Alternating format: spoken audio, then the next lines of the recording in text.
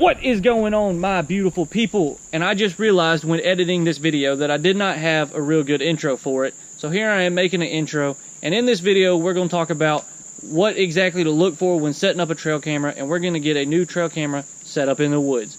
So y'all keep watching, it's going to be a good one, and hopefully you'll learn a little something about what to look for in the area as far as signs of wildlife and where to put a trail camera to try and hopefully get the best pictures of what your land has to offer. Alright, well, it is about 2 or 3 days after the last bit of footage that you saw.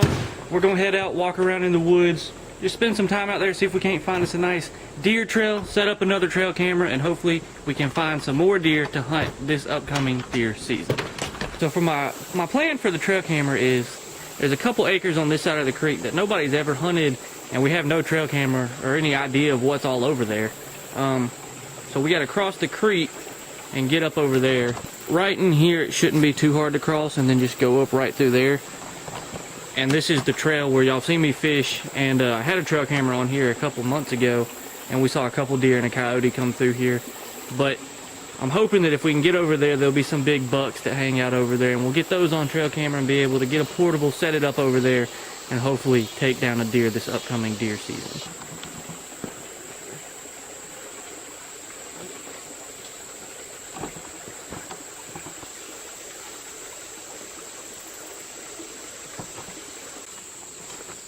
So if you look right here in front of us, you can see what looks like a road going through the woods down here to the riverbank. So this is a trail that the deer are using to go down there and get some water. And that's what we're looking for as we're walking around. We're looking for anything that looks like a roadway that all the animals are using to get from one place to another. And I know there's a really big field over here in front of us, and all of our woods is back this way to the right.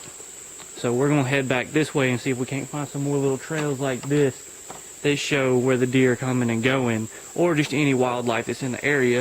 If we don't find any trails that I like better than this one, we can set up the trail camera here and see what's coming down here to get a drink. But I want to find more of a way that more deer are transitioning, not just to come get water. But water is a really good resource, especially out here where there's not a lot of water. So if you guys are into trapping, or just you want to know what predators and stuff like that look like in your area, right here is a predator. Now I don't want to get close just in case he's in there, but right here there's a predator den that goes deep down under this tree. And if you look right there on that stick, let me get the cap out, right here on this stick, right there where you see that red, that's actually blood where he's drug an animal down in this hole and ate it. Now I don't know whether it was a fish or what he would have drugged down in there, but there's blood streaked across that stick where he took whatever he caught and killed down in that hole to eat it. And we're right here by the river, so if I had to guess on what it was, you see where that opening right there is? That's the river where I showed you the trail of deer going down into there to get a drink. That's exactly where that is. So if I had to guess, because we're this close to the river, that's probably a raccoon that goes down there and gets, you know, a squirrel or a fish or whatever, a crawdad out of the river, and brings it up there and eats it. So we're walking around out here, and this is actually a pretty neat little find. A little glass bottle where somebody was out here way back before we came through here, and they were drinking something. It doesn't really say what this is or have any date markers on it, but somebody was out here having a nice cold beverage and left this in the area, which is pretty neat to come back and find. It's not the best for the wildlife, because if you look right here, there's a little hole that looks like something's den up under these roots, and this bottle was just laying right here in front of there. But we're going to pick up this bit of glass and we're going to take it with us just to clean up the area, even though it is cool to find this, because you don't know who could have been out here or what they were doing when they drank this. They're running up there. Alright everybody, listen. We just scared a couple deer that were up on top of this ridge. So at least that proves my point that there were some deer here walking up here on this ridge. So what we're going to do is we're going to go up there and see if we can't try to find the trail they were on and set the camera up on it. But it was right after I was showing you this bottle that we heard them blowing. Now we don't know what they were, but they were right up here on this ridge in front of us, and we saw them running off. So we're gonna go up there and investigate.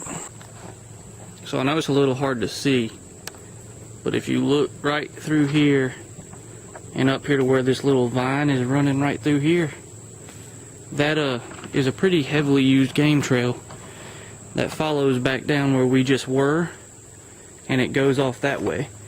In the field, you can kind of see through those trees over there. But that's a pretty good game trail that it looks like a lot of animals are using. There's a lot of dens right in here of different animals, whether it's predators or raccoons or just stuff of that nature. So we might try and set up the trail camera here. We might follow this trail a little bit and see where it goes. But this is definitely a trail a lot of animals are using to come off this ridge back down into a little valley hollow down in here of where the river is, and they're coming down there to get some drink or some food or whatever. But I think this is where those deer were walking when we spooked them out of this area. So this is definitely a possibility. So now we're looking at either this spot, the spot down here by the river where animals are going to get some drink, or any other spots that we might find. But I'm going to keep walking around a little bit. We've been out here for 15-20 minutes. We're going to keep walking around and see if we can't find any better areas. Alright, so we were walking around. We spooked a couple more deer, but we actually came up on a pretty cool area, and I'm going to show you guys this. So right here is a horn tree. Now this is not from this year. The deer are in velvet, but it's not from this year. This is last year's horn tree. And I mean, it's a decent diameter. It's not a big deer, so it's probably not a real big buck. But what happens is deer, they grow the velvet, and then once the antlers harden, they try to rub the velvet off, and they do it on these trees like this, and it helps to get that velvet off, and then they have the nice hard antlers that a lot of people are used to seeing with a deer. And that's exactly what a deer has been doing here. He was rubbing the velvet off and on this tree, and he was going about it this way. And this is right off of a trail that we followed up. Now, if you come right here, this is actually another horn tree that's been pushed down. And if you walk over here, up the trail a little bit more, there's one horn tree right here, two horn trees right there, which you can't really see because of the sun, but there's two right there that have been rubbed. That one you can see better than the other one. And there's another one right here. So right here in this area, there's been 4 or 5 horn trees last year, and that's just in this one little spot. I'm sure if we got to investigating and looking around a little more, that there's more. But it's all off of that one trail. So I think we're going to set up this deer trail camera right off this trail, and then that way we can see if any bucks are using this trail again this year, and that way they'll be coming through here and getting up a horned tree. But in this area, it's going to be pretty hard to hunt, especially with bow season, because it's real thick. If you can't tell, there's stuff all around me. So anything that we do is going to have to be real close and tight knit, and we're going to have to be real careful about that. But I can show you guys how to mask your scent and how to get a deer even in these tight quarters later on this deer season. So right here, sounds like raptors. Right here where the sun's shining, that's a trail, and it goes up through there. You can kind of see how all the wilderness and the leaves and all that haven't grown in this general area. So this is where deer are coming down. They're coming down the ridge here. They're coming down this ridge here, coming around that tree that was horned. They're coming back through here, and they're going back down right through here, right on the other side of this tree where my finger is. They're going through here, but this trail also forks, and it comes right through behind this tree and back down the way we just came. So this is where a lot of trails are converging, which is a good thing to see. Yeah, there's also lots of, acorns and different various nuts and stuff for them to eat. Here's a shell of one that's probably from last year. It's rotted.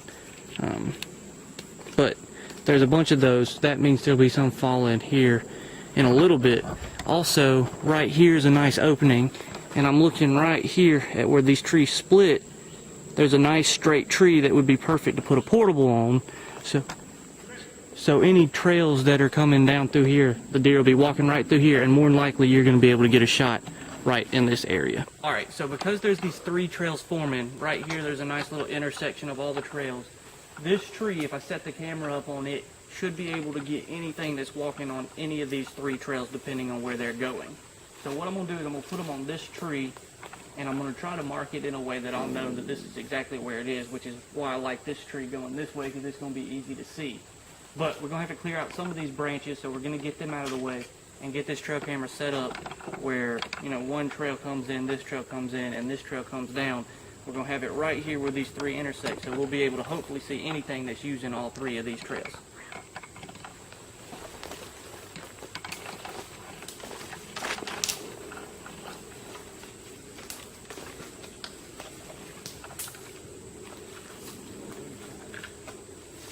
So we got the camera set up right here, sitting perfectly level for the deer that are coming up and down this trail.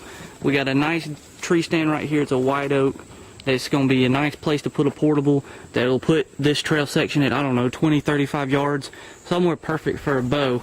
And if you walk right here, all these acorns and stuff that are laying on the ground is coming from this tree right here. It's a white oak tree that's dropping acorns. So come fall, here in 2 or 3 months, we're going to be able to hopefully come in this area and be able to have a nice spot to see some deer, especially moving around. I mean, we've been in here for what, 20-30 minutes, maybe 45 at the most, and we've already spooked probably 4 or 5 deer, and that's just because no one's ever back here. So we're going to come in here, do this, and then we're going to get out nice and quiet and try not to disturb the deer or wildlife anymore, let it rest down, and then opening day of deer season will probably be somewhere real similar.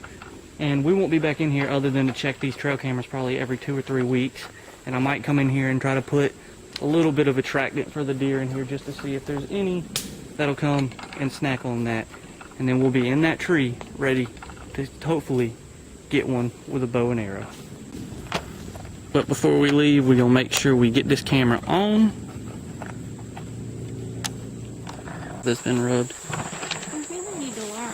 We're 30 or 40 yards from where I put that deer stand, and there's 1 horn tree, 2 horn trees, 3 horn trees, 4 horn trees, and a spider web I just walked into.